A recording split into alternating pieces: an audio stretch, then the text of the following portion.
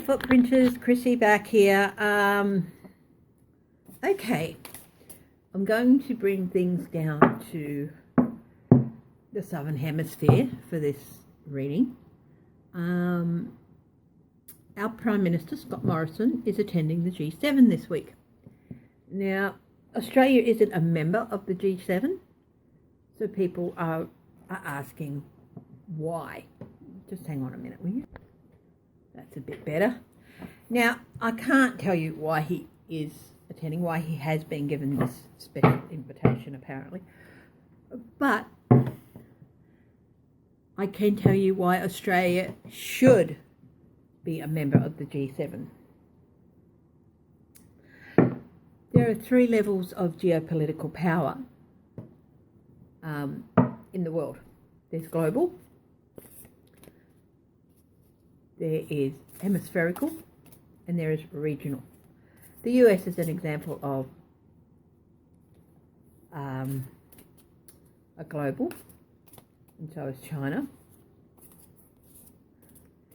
Australia is a hemispherical geopolitical power, and it is the only hemispherical geopolitical power in the Southern Hemisphere. That means that the choices made in Australia and policies in Australia affect every country and can have an effect on every country in the Southern Hemisphere. Russia, despite what everyone might think, is only a regional geopolitical power. So Australia has more geopolitical power than Russia does, not as much as the US or China. As the only hemispherical geopolitical power in the Southern Hemisphere, it seems to me to make sense that the country who holds that should have a seat at the table with the G7, G8, should be a member. Scott Morrison, well, my opinions on our Prime Minister are he's a bit too right-wing and evangelical for my taste, and I think he wants to send Australia back to the 1950s. And possibly even, it wouldn't surprise me if they were back to the good old days of the White Australia policy, if he could get away with it, but I don't think he could. Now, as to why he's been invited, I really don't know. I don't really keep up. I keep up more with US news than Australian news. Not that Australian politicians can be boring. We've had some beauties. He's not one of them.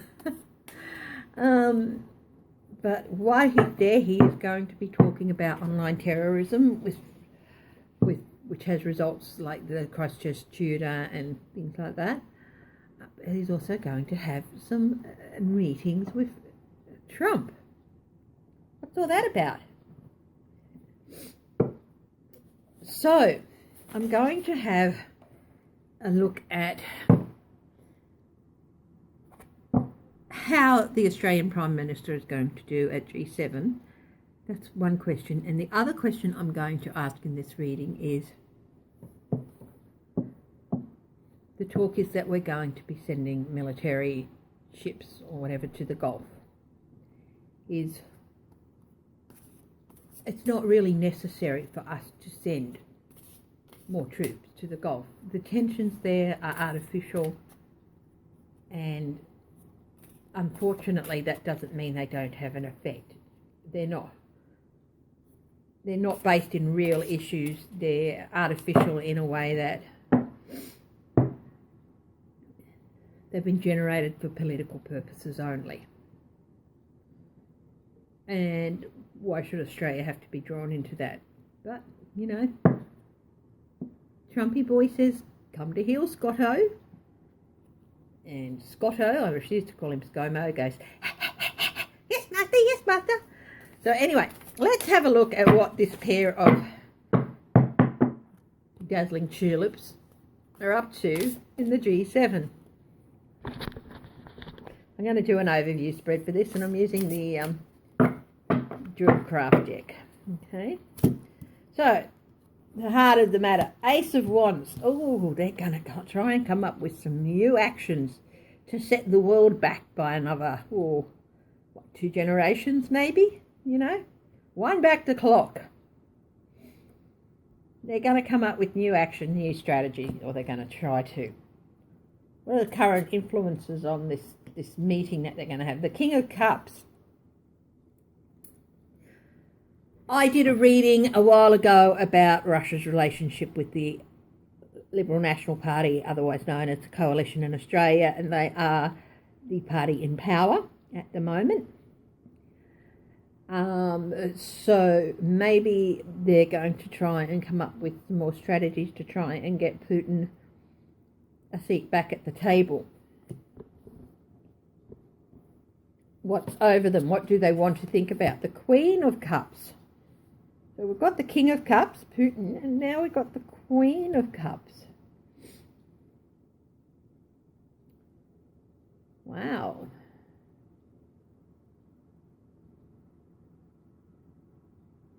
I'm not sure what to think. That can also represent Mother Russia. So getting Putin a seat back at the table so they can increase the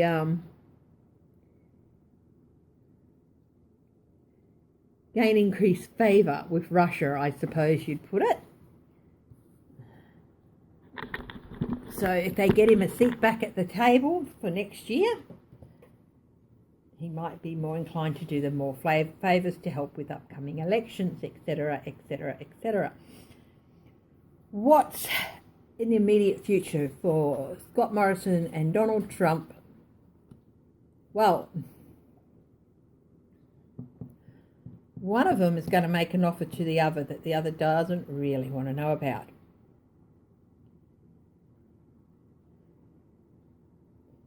So this might be at the core of it, but it wouldn't surprise me if, not to say, your head of state is bigger and badder than our head of state, and your head of state is a bully where ours isn't. I just seem to think that my instinct tells me that this offer is going to be made to Australia, to Scott Morrison, and Scott Morrison's maybe not really that interested in it. I think he's feeling a little bit apathetic as well with the whole thing. He's excited to have been given a seat at the table, and I think Australia should have a permanent seat at the table, but the reasons behind him getting it are a bit fuzzy. And it's only a guest seat at the moment. It's you can come and watch and see how we do things. So maybe Australia's going to get an offer out of this that I'm not really sure we want as a nation. At the base of it, what we don't want to think about. The King of Wands. This is a firm, passionate, strong leader. What he doesn't want that. This represents everything in a leader that Scott Morrison is not. And it also represents everything in a leader that Donald Trump is not. And while I think the other leaders will give Scott Morrison the benefit of the doubt, they've just given up on Trump. They So what Morrison has to think about when dealing with Trump, or doesn't want to think about in dealing with Trump, is how is he going to come off as a strong, firm, passionate leader without people doubting his ability to do that because he sucks up to Trump so much. In the recent past with G7, what was in the recent past with this pair when they were talking about getting together? Well, they definitely were doing some planning. They've definitely been planning to meet up, using this as an opportunity to meet up. Australia is very important to the US with our intelligence network and our intelligence resources. And even Trump must know that if he pisses us off and we drop out of the Five Eyes or whatever it's called, the US is going to be in a lot of trouble. But I don't think Morrison has the balls to stand up to Trump that way. So they were planning in the recent past about their little get together and what they were going to say and what they wanted to achieve.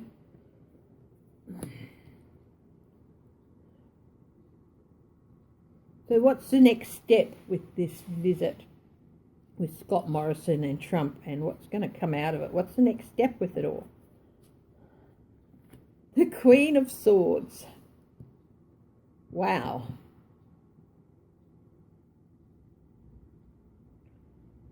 Investigation. ScoMo,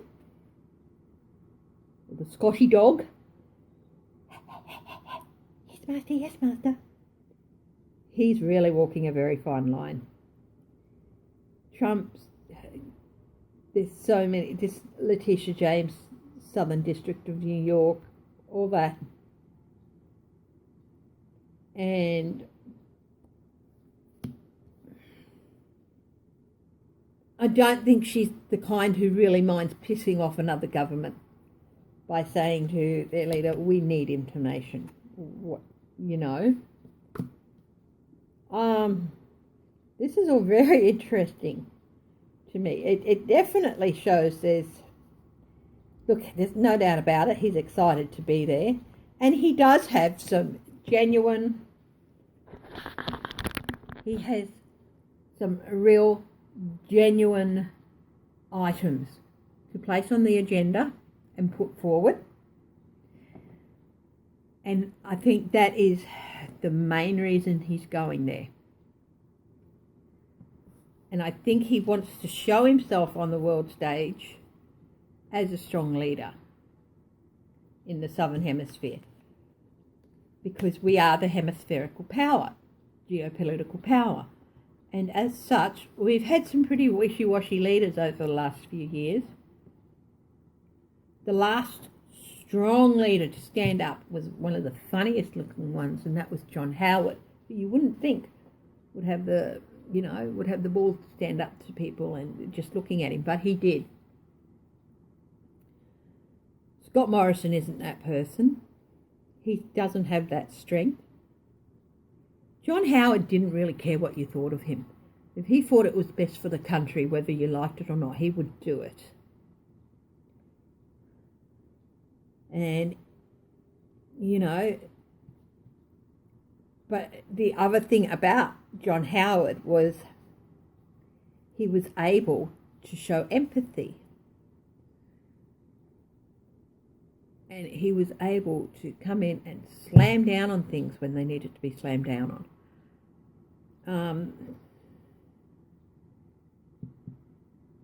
Very few of our leaders have, since him, have been that.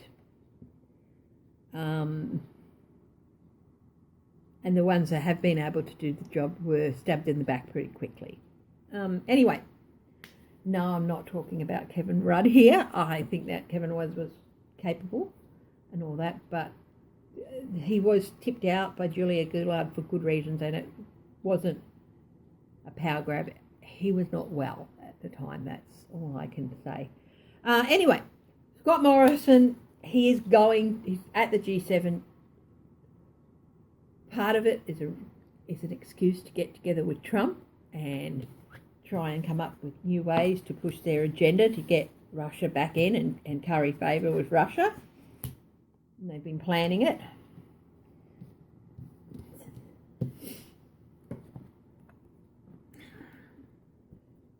But I think Trump's going to put forward an offer to Scott Morrison that he's not really too thrilled about. Or maybe an idea, not necessarily an offer, but maybe a suggestion or something. And yeah, somehow or another, it's going to get something that he says or does might make its way back into the investigation circles.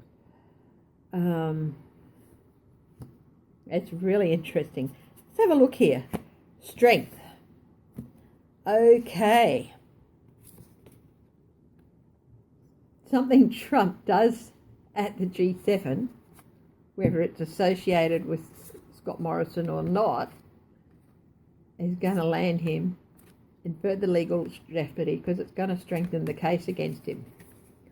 Or maybe something that's found out. What's with the Queen of Cups?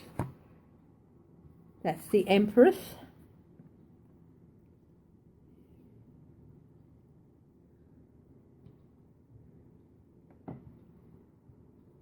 Mother Russia and America.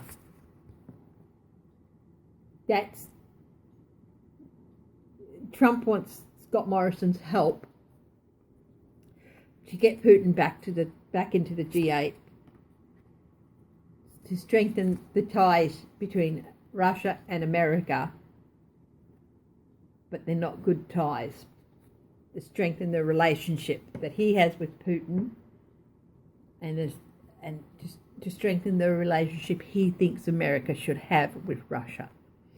What's going on with this offer that ScoMo's not too happy about? 3 of Wands. I call this the chicken coming home to roost card if you've been up to a few nefarious things. It's not plans coming to fruition if you've done things right and for good cause. But if you've been a little bit nefarious, your chickens are going to come home to roost. And that's what's happening here. Trump's going to want Scott Morrison to do something, or Australia to do something that he's not necessarily very happy about. Will he do it? Let's have a look.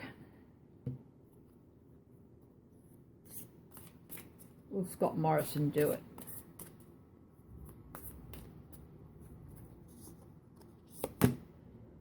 The Emperor. That's a no, I think. Or a maybe. No, that's a maybe. The Chariot is a yes. And the 4 of Wands is a yes. Yes, he will. Whatever it is, he's going to do it because he's just got the backbone of a prawn or a shrimp, whatever you call them. No, you just rip them out. I don't think they really have backbones. just this trail of poo down their spine. Yeah.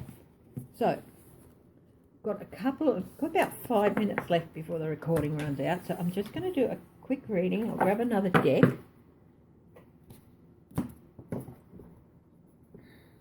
On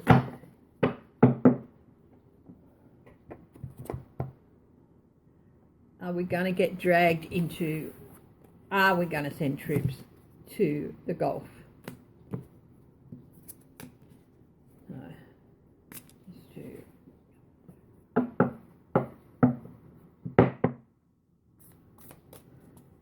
Are we going to send troops to the Gulf? And that may be the thing that, I mean, it's been talked about and Scott Morrison's been talking about it, but it's not going to, it won't be a popular move. And I think he knows that. And I think maybe that's what, he knows that. And he knows, you know, he might be gung-ho to get into another war and support America and all that, or support his mate Trump.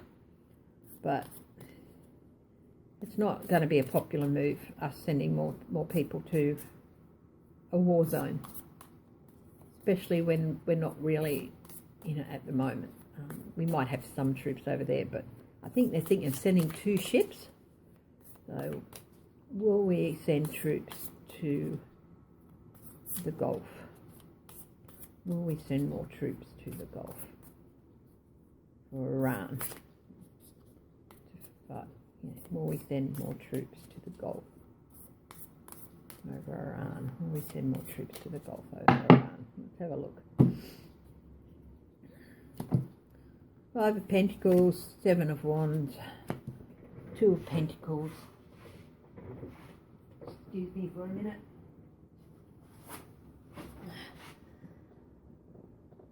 Yes, I should have memorised it all by now, but yeah. Let's see. Two of Pentacles. Maybe. Five of Pentacles. No. Seven of Wands. No.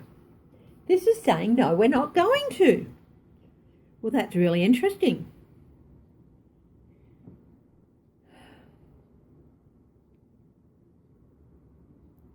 He's going to try and manipulate it. This is the maybe card.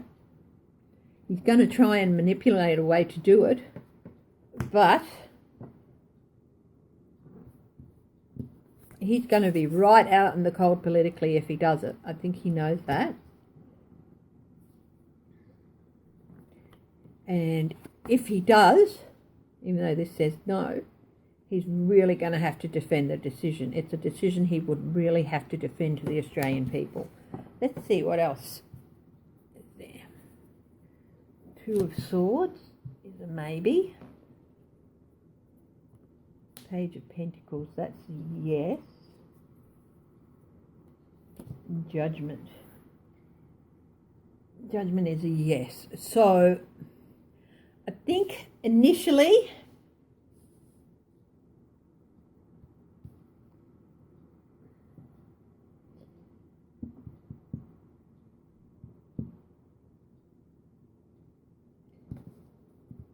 he's at a crossroads about it.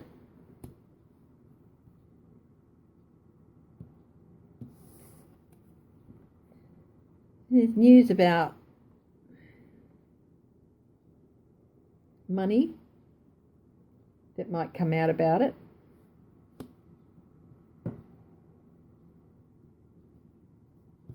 And he's going to be judged on it.